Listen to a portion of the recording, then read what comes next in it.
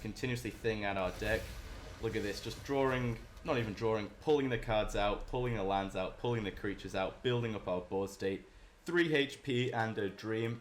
What's going on, guys, and welcome back to the channel. Today's video is an absolute monster of jank that I love, focusing around 2 cards which I personally think in combination are absolutely broken, and that is Cabaretti Revels, a 3-mana enchantment that effectively reads Cascade whenever you cast a creature spell, and Back Alley Gardener, which is whenever another creature enters the battlefield under control, seek a land card and put it straight onto the battlefield. You can see how the combo is going to go. Every time you cast a creature, you're going to pull another creature out of your deck straight onto the battlefield.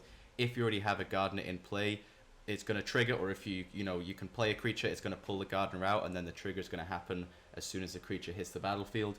We are an 81 card deck, because I did try to build this for a 60 card deck, and it just didn't seem right. It didn't really work quite as well, so I thought, why not make it an 80 card deck? And honestly, these 2 cards allow you to pull all of the creatures and all of the lands out of the deck in the space of a couple of turns. Of course, we have Yorion in here. Because it's an 80 card deck, why not? It's a 5-drop that we can use to Cascade. And the rest is just a bunch of personal favorite cards that work very well when comboing with things entering the battlefield. And this is just such a fun deck. It doesn't seem like it should work, but it really does, and I do hope you enjoy the video today. If you do, let me know with a comment down below, drop a like on the video, and maybe subscribe to the channel if you feel like helping me out. As I said in the last video, a lot of these videos get a lot more views than I do subscribers, so I really would appreciate it if you guys could hit subscribe down below. Without further ado, let's get straight into the video.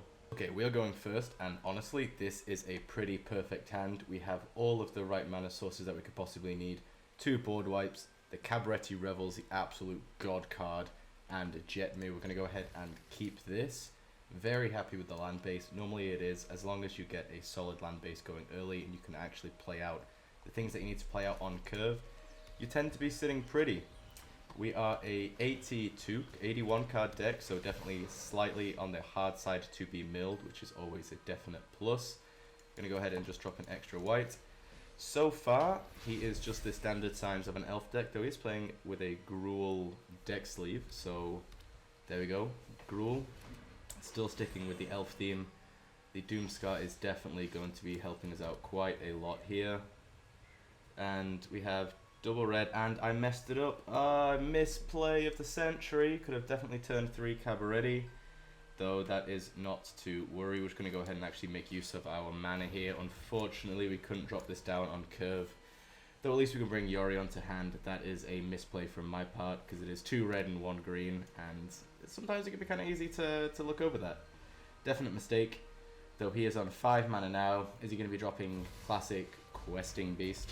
Of course. Absolutely fantastic card. The card with basically a library printed on it. So we are just going to go ahead and board wipe, no which way about it. Drop down our land and pass for the turn. So we definitely want the Cabaretti Revels in play before we play any other creature, just so we can start basically just pulling them out of the deck and forcing creatures onto the field. He does not look to have too heavy of a play this turn, as he's just dropping the Lanowar Elf, which I will not be complaining about. I am going to take this opportunity now just to drop the enchantment, as long as he doesn't drop another Questing Beast or something with haste, we should be okay. What will he... as long as he doesn't play any random enchant...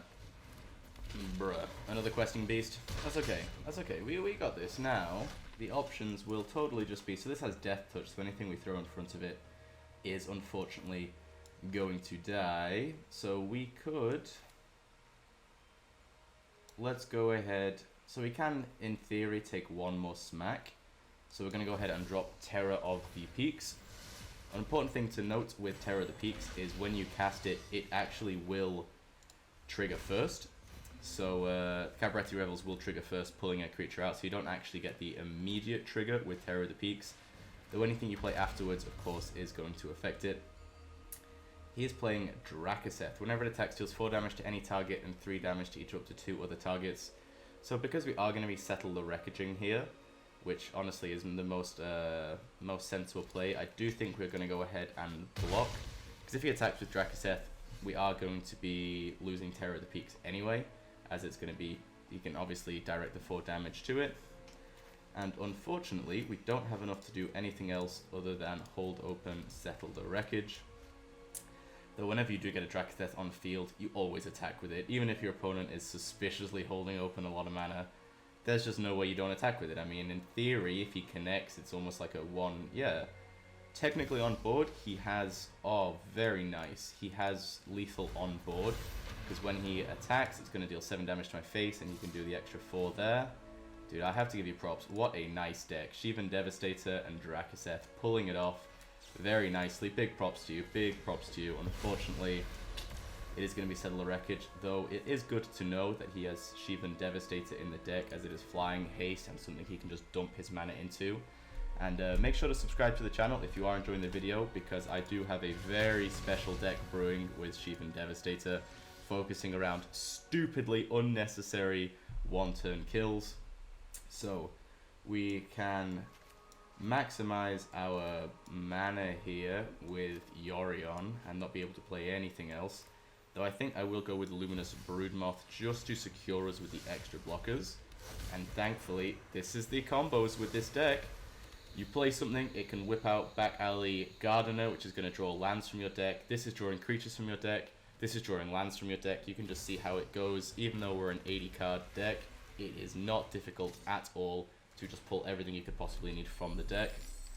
Now, unfortunately, he is just sticking with haste flying creatures. We are going to risk it and take this block right now. Okay, this is not going to deal us damage. I'm happy with that. So, thankfully, we drew Elder Gargaroth, which is going to give us something with reach. And just continuously thinning out our deck. Look at this, just drawing, not even drawing, pulling the cards out, pulling the lands out, pulling the creatures out, building up our board state. 3 HP and a dream, though I do believe, hopefully, that we can actually pull this off. He is going to go ahead and attack with everything, because why wouldn't he? And thankfully, Luminous Broodmoth can mean that everything can come back. So this does have trample, or everything has trample. Okay, so our biggest threat right now, whenever it dies, create 3 Tragic Tokens or exile the top 2, trample, haste, so we unfortunately are going to lose the Luminous Broodmoth here, but it is definitely going to, actually no, we are going to block in the sensible manner. It does not have Death Touch, so we are going to be taking 4 and gaining 3, I am okay with that. Luminous Broodmoth will not die, and even if Elder Gargaroth did somehow get taken out, it's going to come back with a flying counter thanks to the gorgeous, gorgeous Mothra over here. He's hitting nice. We managed to wipe his board pretty much. We're going to get this back with a flying counter on it as well. Or just get taken out by a Bone Crusher Giant. We are set up so nicely there, but I mean, what can you do against something like that? See you guys in the next one. GG. Okay, so we are going first. We do have the double white for our pretty white heavy hand, and we are going to go ahead and keep this going against Bismarck. So we're going to go ahead and just play the tap lands as early as possible, especially turn 1. I mean, I'm saying this pretty much all the videos that you see me play them. As long as you don't need them, play your tap lands as soon as possible. So we are just going to have to play this so we have a source of double white. Foretelling the Doomskar, as this, I imagine, is either black-white, so it's going to be Vampire Lifelink deck. I was going to say if he's going to drop green, it might be the Poison Counter deck. Very perfect card for this deck. It's going to get -2/-2 unless it's a Vampire, which is the case. Gets +2/+2. Going to go ahead and drop a green. And I think no need for a board wipe now.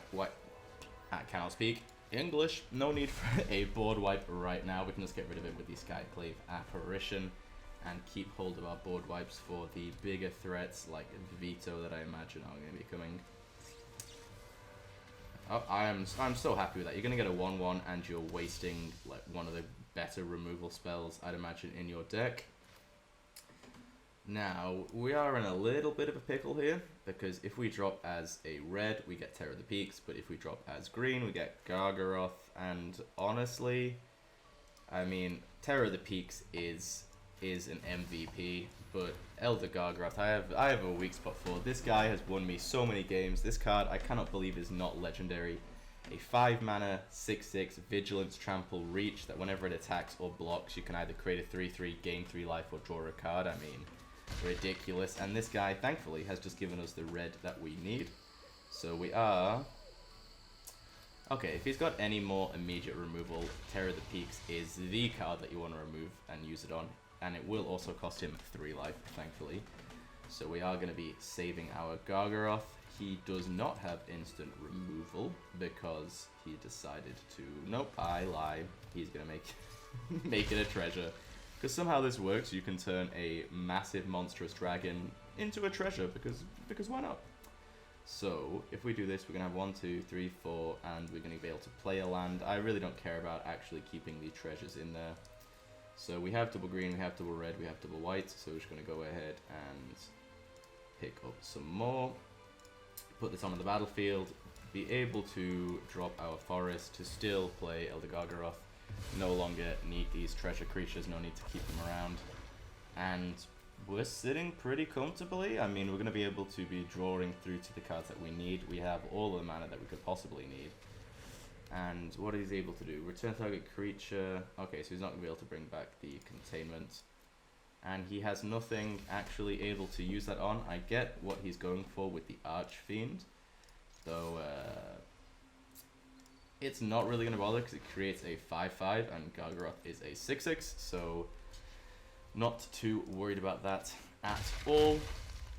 So we could go for the agreed play right now and play... I think we will. If he had removal in hand, he would have used it then and there. So we can bring Yorion to hand, play our second Gargaroth. Again, how is this card not legendary? Please, somebody tell me. Yeah, sure, it's mythic. How is it not legendary? It does so much, and it has vigilance, so it can attack and trigger and block and trigger. And sure, this dude's going to get a 5/5, but that does nothing against the Gargaroth. This is just going to instant die because... Do we even attack it? Is it even worth attacking?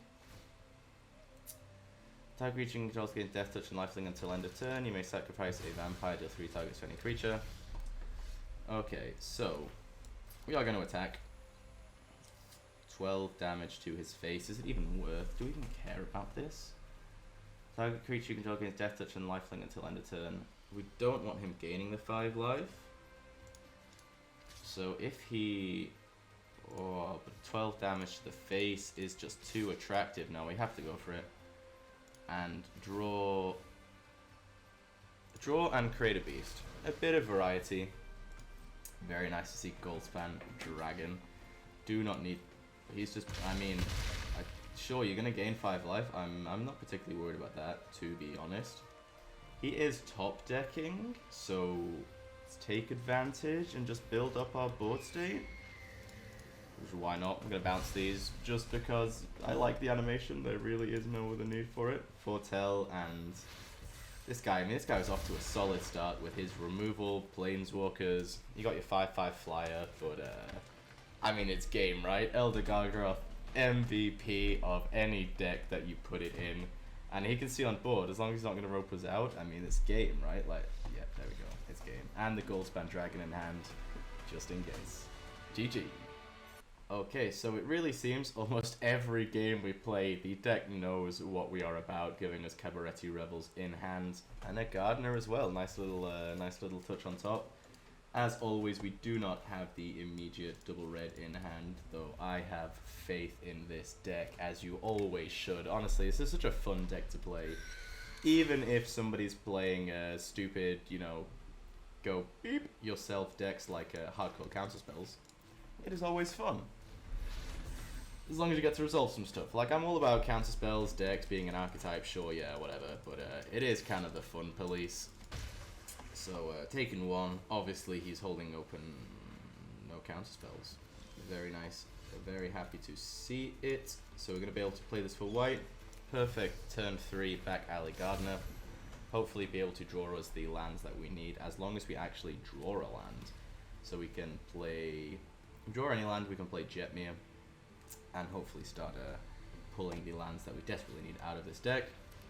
He definitely looks not a hardcore counter deck, more the decks that play the unblockable things and play a Course of Curiosity or something, you know, whenever the creature deals combat damage to a player, counter or whatever. So this is definitely a counter spell, right?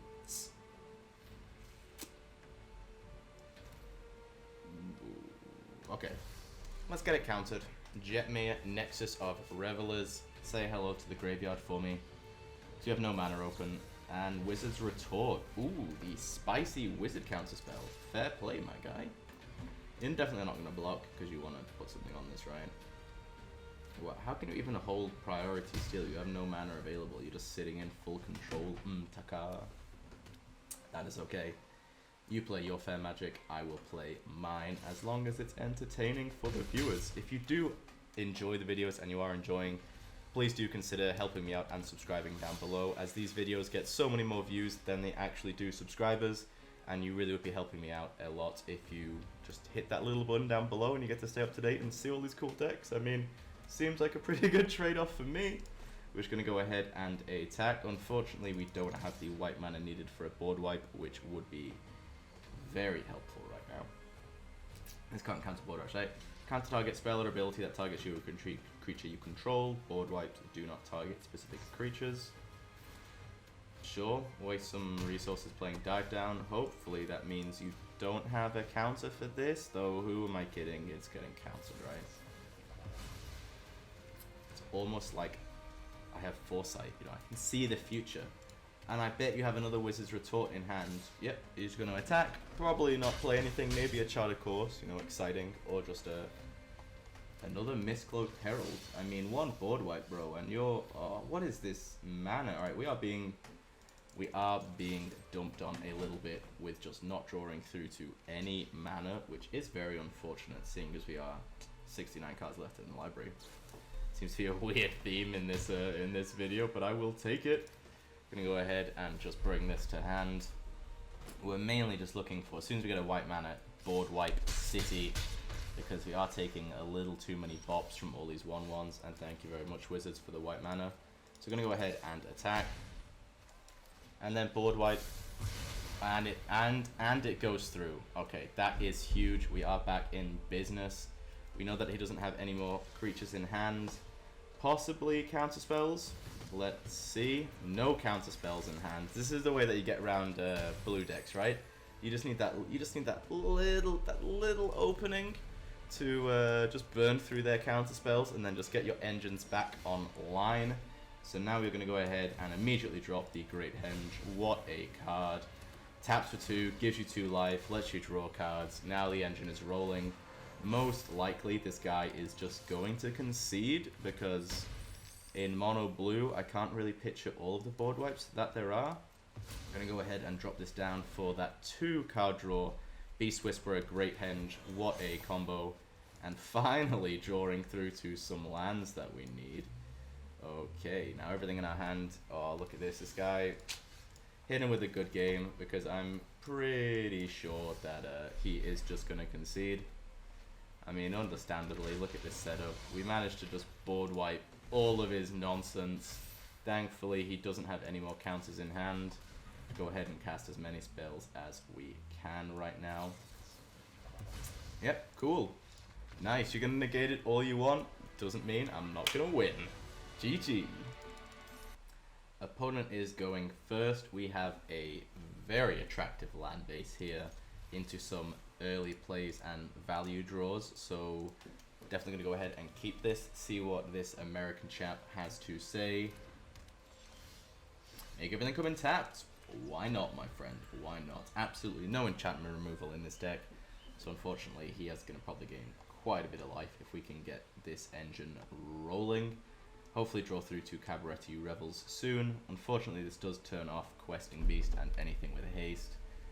Though, let's just see what he's playing. And he's definitely mono white life gain. Makes total sense. Thankfully, no Voice of the Blessed or Lanowar Elves or something like that. Going in hard on the Luminarch Veteran. I can respect it. I can respect it. So, we want to make sure we have the green here. This is a mountain or a forest, just making sure everything is going to come in proper. Go ahead and Gala Greeters just so we can create the treasures and hopefully draw through to a board wipe and be able to play it on curve, as we do not have a second source of white. Let's see, he's thinking, I'm going to put my money on he hasn't drawn a land. That's why he's just thinking what to do. His hand probably is disgusting, like Heliod Righteous, Valkyrie, Resplendent, Angel, all of the nasty 3-drops. But he doesn't have it. He does not have it. Give him a hello. Hopefully if he knows we're a real player, it incentivizes him to play a little bit faster. That is always my logic. Doesn't necessarily know if it works, but he does have a third land, so I have no idea what he is thinking about too much. Not a problem. You're going to exile Gala Greeters. I mean, better that than Questing Beast or something like that. We are definitely going to be cultivating, I'm going to guess, just so we can get out the extra source of white mana for when we draw a board wipe. Because he doesn't have too scary of a board state at the moment. Yes, he can gain a bunch of life and make a bunch of triggers when he plays something. Though, hopefully, he does not have that yet. I'm going to go ahead and cultivate. So we have 2 red, we got 2 green, and I mean this is one of everything, so we will definitely pick up a white, and we have a red, green in there. You know what, let's just get 2 white, just to be on the safe side. And now, next turn, I will most likely play Terror of the Peaks to reduce the cost of the Great Hendge. Hopefully get that going next turn, gain a bit of life ourselves. What are you playing? Leia? I guess that's how you're going to say your username. Very nice card, Halo Fountain. He's only going to be able to get 1 trigger of it to create a 1/1. So we might have to keep a slight eye on the fact that he doesn't get 15 creatures. I mean, to be honest, if he can pull this off, if he can win with Halo Fountain, definitely deserves it. So let's just see what he has in store. Hopefully he stops just taking forever with his turns. Yeah, sure, you're going to untap it now. You're going to do it during my turn, because it kind of makes more sense. Though I would love if you did it now and wasted your mana, so you stop holding priority, because they're... Oh, all he did was create a creature. Okay, whoa, exciting stuff. Let me go ahead and drop you. Terror of the Peaks. Yep, sure, gain a life. Next turn, Great Hendge into Soul Warden, start getting our life up as much as we can. This guy's putting me to sleep. If you guys have any idea... He made an oopsie. It is 5 mana. Yes. Gotta make yourself feel good about the little wins. Okay, he's untapping, making a creature, exciting plays. Yep. We are slightly precarious on the... Ooh, hello, Settler Wreckage. So, can we play this and then hold open Settler Wreckage? We can if I play my lands right. Go ahead and tap this for green. Like, Wizards, why are you doing this? So, it wants to make sure I can't hold open Settler Wreckage. It looks so sus when we tap lands like this. You know what, no, I'm going to keep that open. So we still do have 2 white untapped lands. Not going to play anything else. We're going to go ahead and attack. I mean, we know what the game plan is. This guy is going to be on the greed play, and he's going to think, oh, he attacked me. He made an oops. I'll even throw an oops his way, because this is going to be one of the most satisfying Settler Wreckages of my life. Against somebody that is just taking forever on the easiest plays. Here's your Voice of the Blessed, sure, pump it up a little bit, I'm not too worried, it's going to die next turn with Questing Beast entering the battlefield. Not fussed at all. Come on, attack me, buddy. Gonna be on my spacebar to make sure that he doesn't see that I'm holding something too long. Come on, attack with everything. Just do it, nice, come on. Secure it, very, very nice, my friend. And the wreckage is settled. Oh, it's resolving, whew. A good night's sleep right there. Ooh, feeling nice and refreshed. This recording is going to be about 8 hours now. Definitely going to have to cut this down. Yep. Oh, yep, we're going to get some more creatures. Okay, we can't deal with the Voice of the Blessed there, though we can give him a little bop. Unfortunately, it's on 5 now, though we can get around it. Oh, such a pain. Can we get around this? Yes, because this... Wait. Let's be smart. Let's be extra smart. So how much land do we got? 4, 5, 6, 7. 3, 4, 5, 6, 7. Okay. So the very, very smart play is... Lanowar Elf. Land is going to be the most important. Deal the 1 damage. This Voice of the Blessed is almost about to be indestructible. I don't think so. I don't even get... This guy's playing on full control, it really seems like. Well, I don't really get why you play on full control if you have no triggers to relate to it. That is 5 damage. What? Oh, it needs 10 or more to be indestructible. So if we play this, that still leaves us with 1, 2, 3 lands. This is a 5, 6. This should do the trick, I believe. 6 damage. Are we gonna need to play one more creature? Wow, this is such a slug to get this Voice of the Blessed out of the way. There we go, 7 damage. Mwah, perfect. Oh, absolutely godly. I'm so happy that worked out. I would have been kind of annoyed if it somehow managed to end up with like 1 extra life or something like that. But sitting comfortably, and Jetmir is now given everything Vigilance and +2/+0? +1/+0. And he sees this board state, and he's going to concede after the longest game of my life. I think I might have to end the video there. I mean, I can't be recording for 15 hours straight. I do hope you guys have enjoyed. If you have, let me know with a comment down below. And as always, I will repeat it. Please make sure to subscribe. You'll be helping me out a lot.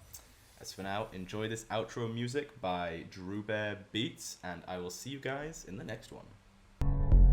Heartbroken.